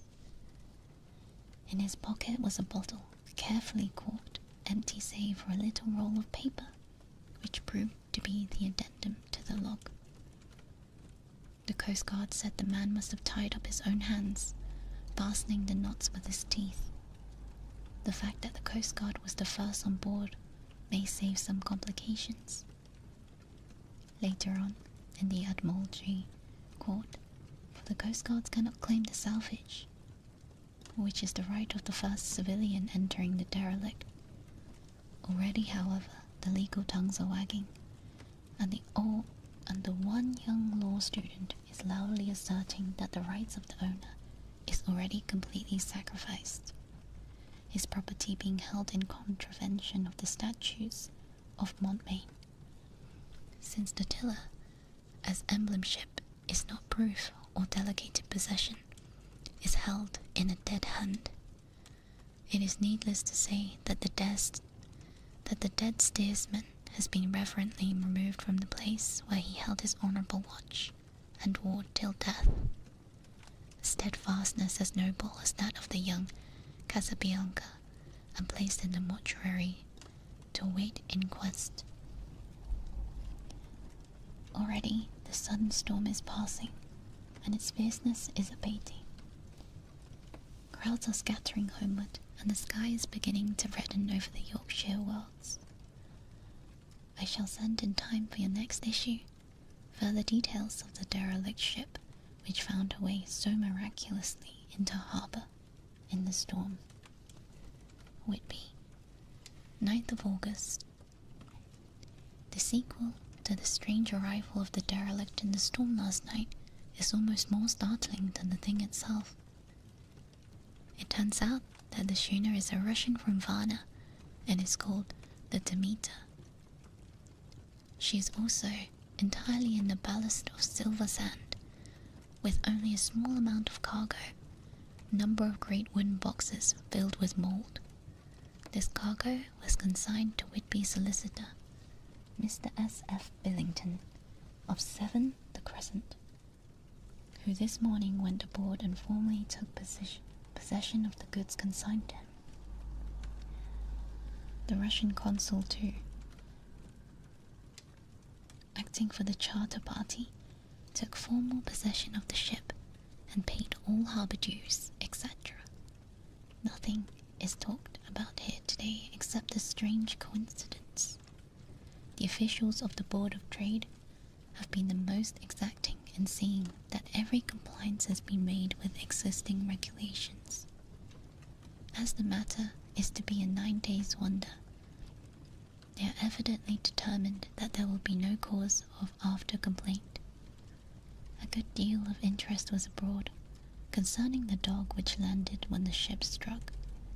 More than a few of the members of the S.P.C.A., which is very strong in Whitby, have tried to befriend the animal.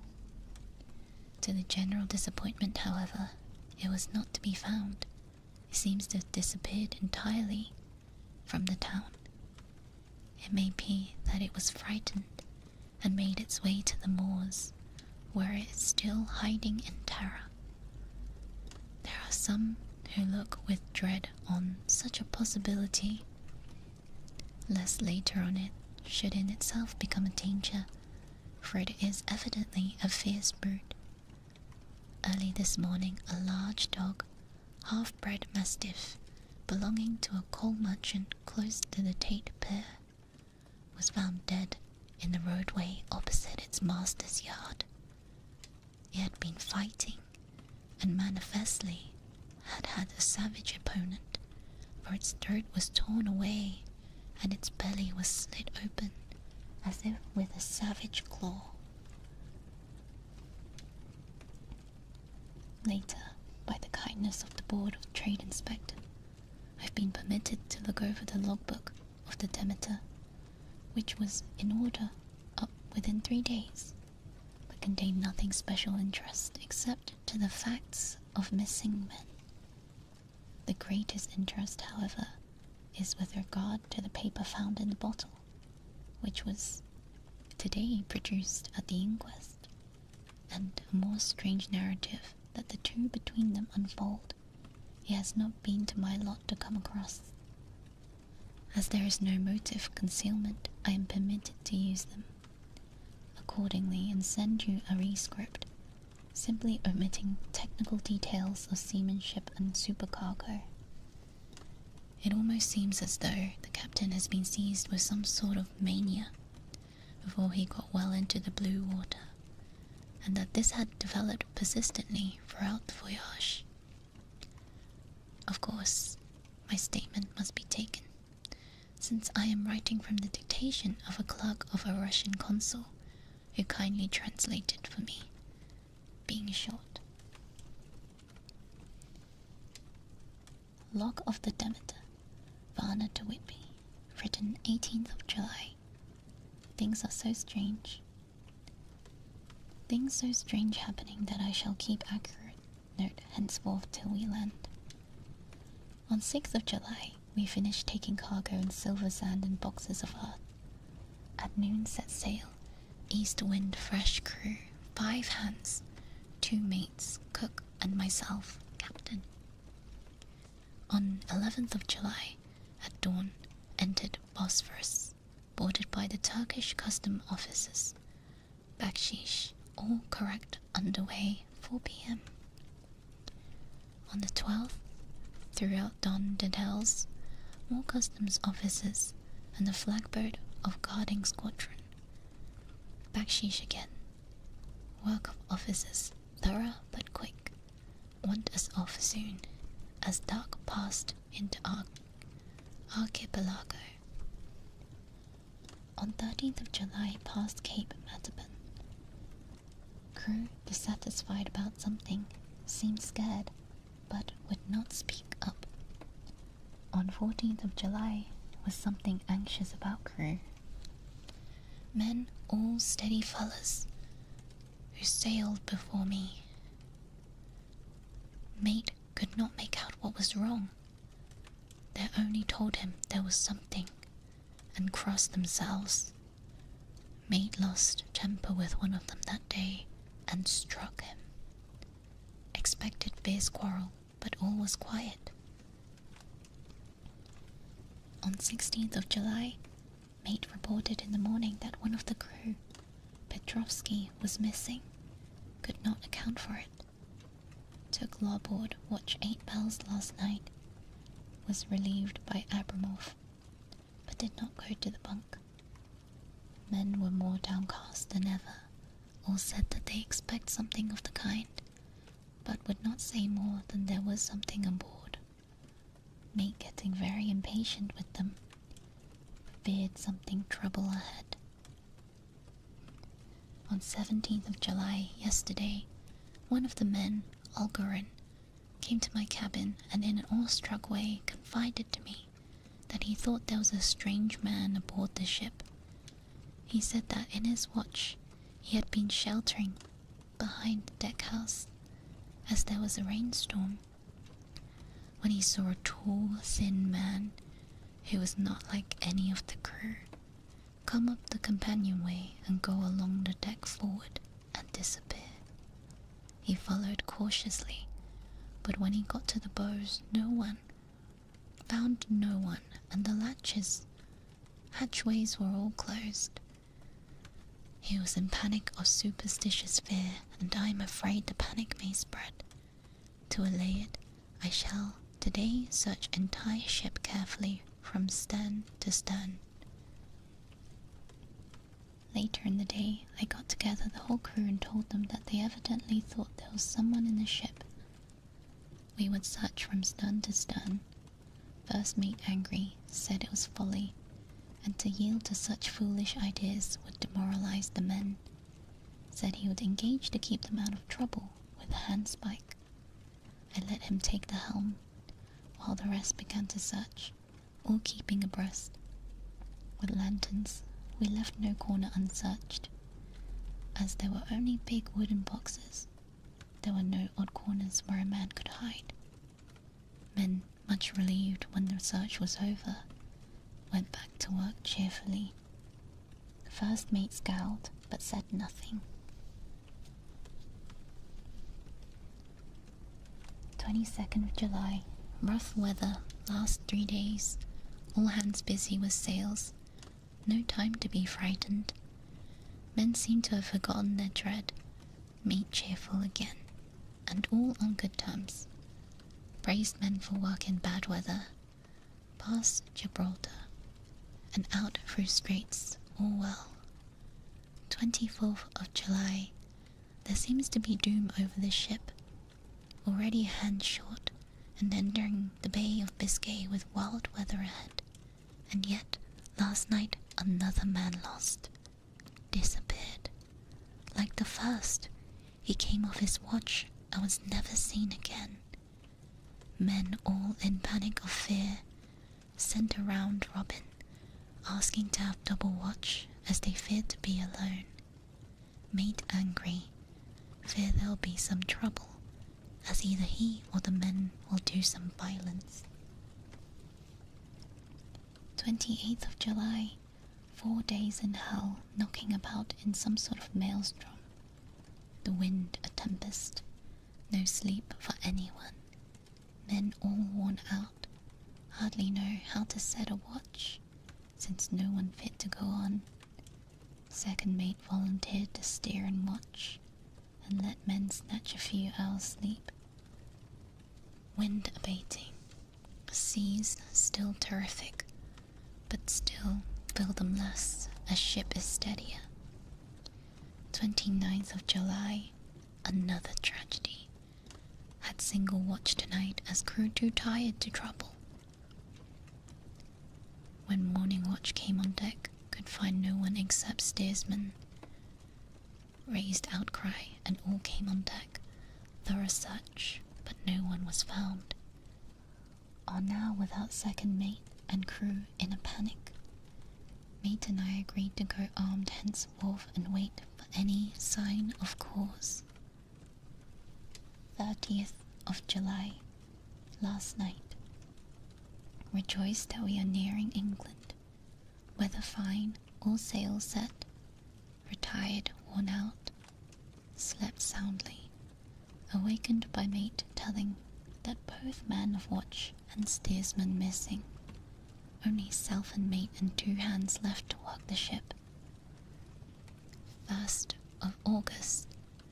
2 days of fog and not a sail sighted.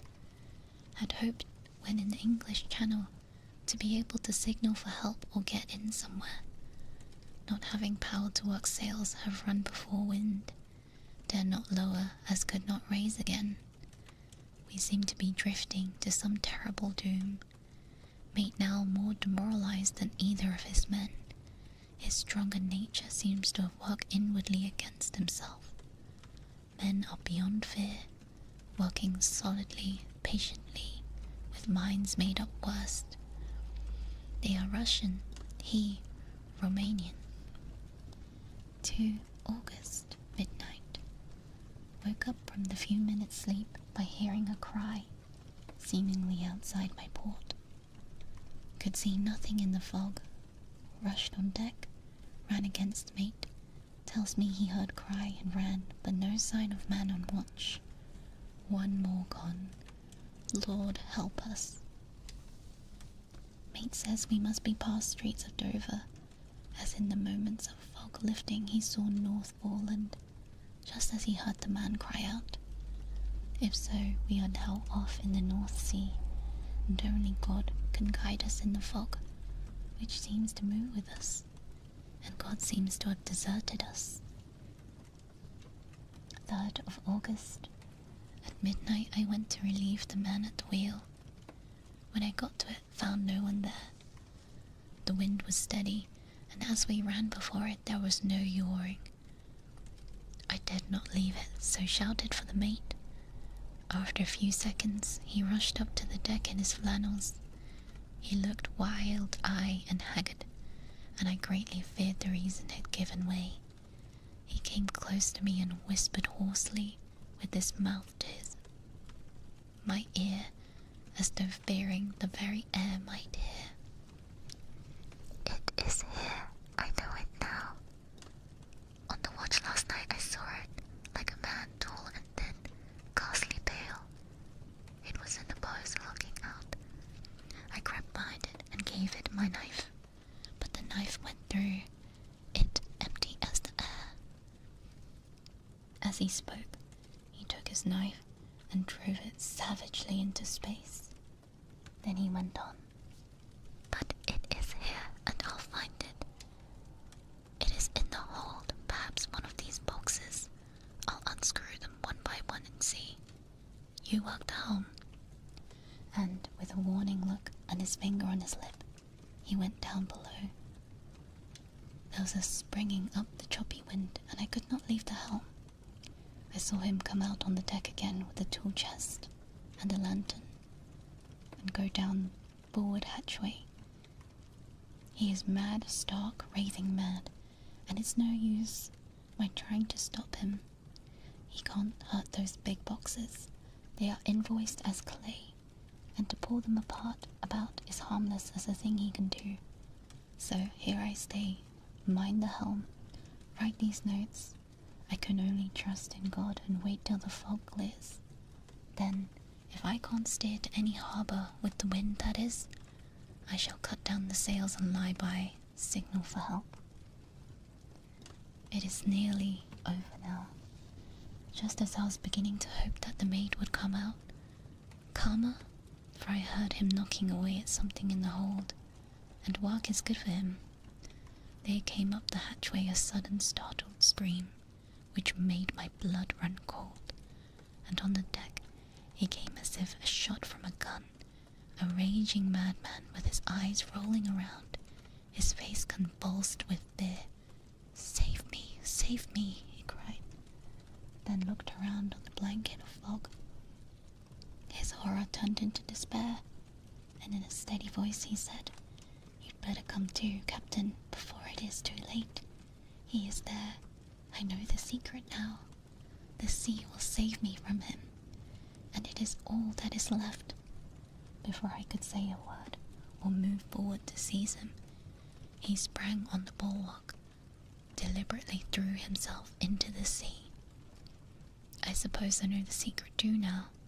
It was this madman who had got rid of the men one by one, and now he has followed them himself. God help me. How am I to account for all these horrors when I get to port? When I get to port, will that ever be? 4th of August. Still fog. When the sunrise cannot pierce, I know that there is sunrise because I am a sailor. And why else, I know not. I dared not to go below. I dared not to leave the helm. So here all night I stayed, and in the dimness of the night I saw it. Him. God forgive me, but the mate was right to jump aboard. It was better to die like a man, to die like a sailor in the blue water no man can object. But I am a man. I must not leave my ship. But I shall baffle this fiend or monster, for I shall tie my hands to the wheel when my strength begins to fail, and along with them I shall tie that which it dare not touch. And then come good wind or foul, I shall save my soul and my honor as a captain. I am growing weaker, and the night is coming on. If he can look at me in the face again, I may not have time to act. If we are wrecked, mayhap this bottle be found, and those who find it may understand. And if not, well then, all men shall know I have been true to my trust. God and the Blessed Virgin and the saints help a poor ignorant soul trying to do his duty. Of course, the verdict was an open one. There is no evidence to adduce whether or not the man himself committed the murders. There is now none to say. The folk here hold most universally that the captain is simply a hero, and that he is to be given a public funeral. Already it is arranged that his body to be taken with a train of the boats and asked for a peace, then brought back to the Tate Hill Pier and upon the abbey steps, for he is to be buried in the churchyard on the cliff. The owners of more than 100 boats have already given their names, as wishing to follow him to the grave. No trace has ever been found of the great dog, at which there is much mourning. For, with public opinion in its present state, he would, I believe, be adopted by the town. Tomorrow will see the funeral, and so will end one more mystery of the sea. Mina Murray's Journal. 8th of August. Lucy was very restless all night, and I too could not sleep. The storm was fearful, as it boomed loudly among the chimney pots, made me shudder. When a sharp puff came, it seemed like a distant gun. Strangely enough, Lucy did not wake, but she got up twice and dressed herself. Fortunately, each time I awoke in time and managed to undress her without waking her, and got her back to bed. It is a very strange thing, this sleepwalking, for as soon as her will is thwarted in any physical way, her intention, if there be any, disappears. She yields herself almost exactly to the routine of her life. Early in the morning, we both got up and went down in the harbour to see if anything had happened in the night. There were very few people about. The sun was bright, the air clear and fresh. The big, grim-looking waves that seemed dark themselves, because the foam that had topped them was like snow, forced them in through the narrow mouth of the harbour, like a bullying man going through a crowd. Somehow I felt glad that Jonathan was not on sea last night, but on land. But oh, is he on land or sea? Where is he? How is he? I am getting fearfully anxious about him. If only I knew what to do and could do anything. 10th of August. The funeral of the poor sea captain today was most touching. Every boat in the harbour seemed to be there. The coffin was carried by the captains all the way from Tate Hill Pier to the churchyard. Lucy came with me. We went early to our old seat, while the cortege of boats went to the river and the viaduct and came down again. We had a lovely view and saw the procession nearly all the way. The poor fellow was laid to rest quite near our seat, so we stood on it when the time came and saw everything. Poor Lucy seemed much upset. She was restless and uneasy all the time. I cannot think that her dreaming at night is telling on her. She is quite odd in one thing. She will not admit to me. She will not admit to me that there is any cause for restlessness, or there be. She does not understand it herself. There is an additional cause, and that poor Mr. Oldswales was found dead this morning, on our seat, his neck being broken. He had evidently, as the doctor said, fallen back in the seat, in some sort of fright, for there was a look of fear and horror on his face when the man said, made them shudder. Poor dear old man, perhaps he had seen death with his dying eyes. Lucy is so sweet and sensitive that she feels influences more acutely than the other people do.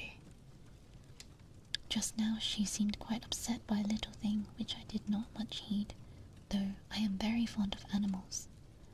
One of the men who came up here often to look for the boats was followed by his dog. The dog is always with him. They are both quiet persons, and I never saw the man angry nor heard the dog bark. During the service, the dog would not come to its master, who was on the seat with us, but kept a few yards off, barking and howling.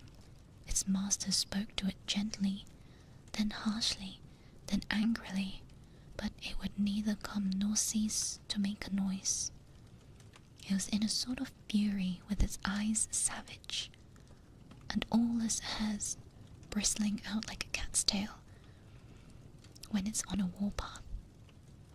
Finally, the man, too angry, jumped down and kicked the dog, took it by the scruff of the neck, half dragged, half threw it on the tombstone on which the seat is fixed.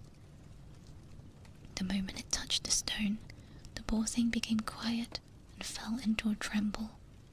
It did not try to get away, but crouched down, quivering and cowering, and was in such a pitiable state of terror that I tried, though without effect, to comfort it. Lucy was full of pity too, but she did not attempt to touch the dog, but looked at it in an agonized sort of way. I greatly fear that she is of too supersensitive a nature to go through the world without trouble. She'll be dreaming of this tonight, I am sure. The whole agglomeration of things. The ship steered into the port by a dead man, his attitude tied to the wheel with a crucifix and beads, the touching funeral, the dog, now furious, now in terror, will all afford materials in her dreams. I think it'll be best for her to go to bed, tired out physically, so I shall take her for a long walk by the cliffs to Robin Hood's Bay and back. She ought to not have such inclination for sleepwalking then. And that was chapter 7. That was very interesting. I really enjoyed that chapter. We got a little ghost ship and lots of stories. Not the dog. I know, that was so mean. I can't believe he did that. The worst. I wonder who this guy is. I feel like he's an imposter. The story is brewing more intensely. Yes. And everyone died. I like how the captain of the ship straight up dies, but we're all here like, oh no, the dog. The doggo. Not the doggy. Yeah. Such a soothing voice. I'm glad. Thank you. But I do love a ghost ship. I don't know why. They're very intriguing. The dog is dog. Understood. Yeah. The poor dog. I wonder. I feel like the lady who sleepwalks, I feel like she's gonna be like, oh no, I'm sleepwalking. Oh no, this guy's gonna bite me. I also feel like the Dracula was on board or something, stowed away in the boxes. I feel like he's here for a holiday, for a little hollipop. Hollipops. I don't know, like a mummy? Maybe. He was in a coffin and he was looking to move because he had his possessions in boxes in the last chapter, in the last reading session. He was looking to move somewhere else. So, sus. And where is Jonathan? I wonder if he uses Travago. I wonder if he has like a referral code. That would be nice. Use Dracula for 10% off your next holiday. Yeah. Well, that is it. Even Dracula gets bored of the countryside. To be fair, didn't he live on like the edge of a cliff or something? And it was just surrounded by wolves and snow. Sounds boring, to be honest. Yeah. It's been quite a delightful audiobook. I'm glad. Thank you, thank you. The poor pup, though. Yeah. I feel like animals have a sixth sense. So I truly believe it when they say animals can sense when things are wrong, especially the supernatural. The supernatural. I feel like that man is an imposter. Yeah. I've made it up in my head. Now it's canon. He's a hermit like Rem. Yeah, maybe I should just take a cruise somewhere. Yeah. I really like the story about the crewmates disappearing one by one. I think that's terrifying. Especially when you're on, like, in the sea, in complete darkness. And just imagine your friends dropping off like flies one by one. Speaking of flies, there was also that alien isolation put in the sea. Imposter crewmates? I think we're onto something here. This is Among Us. Bram Stoker's Among Us.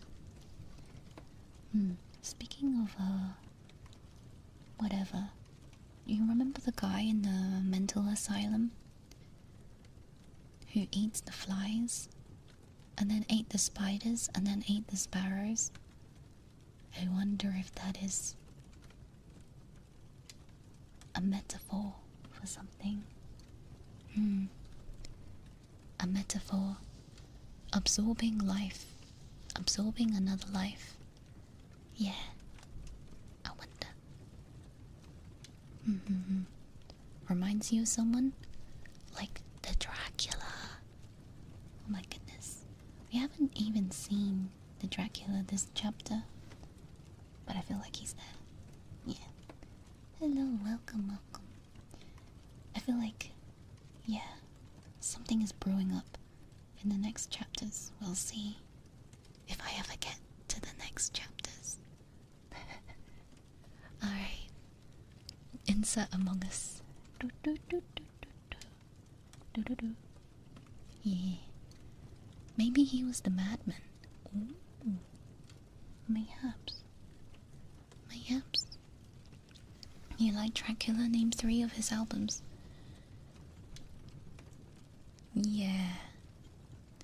Anyway, he's gonna vent. No venting, please. No venting in chat, please. Alright, I'm gonna call it there.